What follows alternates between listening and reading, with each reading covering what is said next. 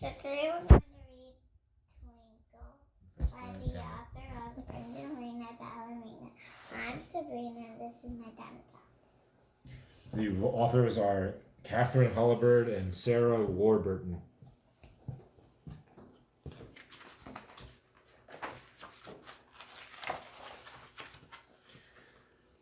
Twinkle's wings were glowing with excitement. Tra-la-la, she sang. I'm a little fairy with sparkling wings. When I get my magic wand, I'll do amazing things. It was Twinkle's first day at the Fairy School of Magic and Music, and she couldn't wait to learn fancy spells like all the big fairies. Twinkle skipped in line with all the little fairies waiting for wands. Her wish came true when she got a sparkling peachy pink one. Shiny fairy notebooks and glittery pens appeared on all the desks. We'll start with a simple spell, said Miss Flutterby. Abracadabra, skiddly-dee, this stool will become a tree.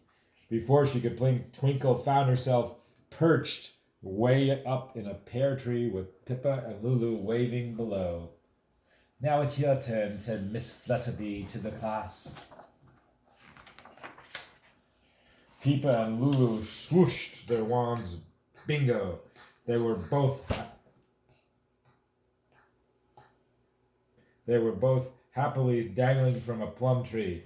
Twinkle tried swishing her wand, but she got it all wrong, and instead of sitting in a plum tree, she landed upside down in a prickly holly bush.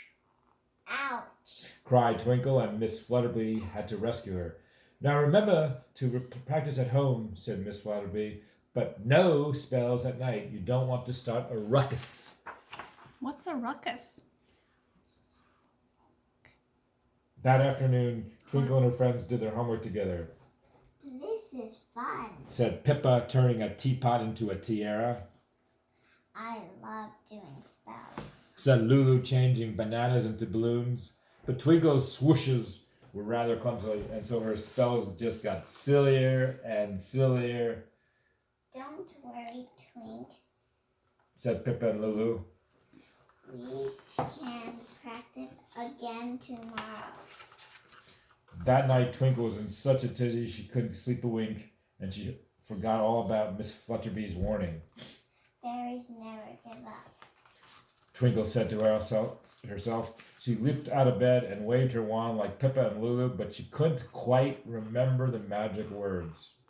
Abracadabra, fiddle-dee-tee. Her wings fluttered wildly as the bed began swinging. The rocking chair started rocking. The alarm clock kept ringing, and the lights were flashing. Twinkle's cozy little fairy pod was shaking and swaying, banging and clanging. Help! cried Twinkle as the rumpus continued. One by one, all the creatures in Sparkle Tree Forest woke up, and they were not very happy. Bumblebees and ladybugs buzzed. Grumpy gremlins and bullfrogs croaked, and groggy birds and bats fell out of the trees. Who's making that racket? Screeched the owl. Stop the ruckus! Shouted the squirrel.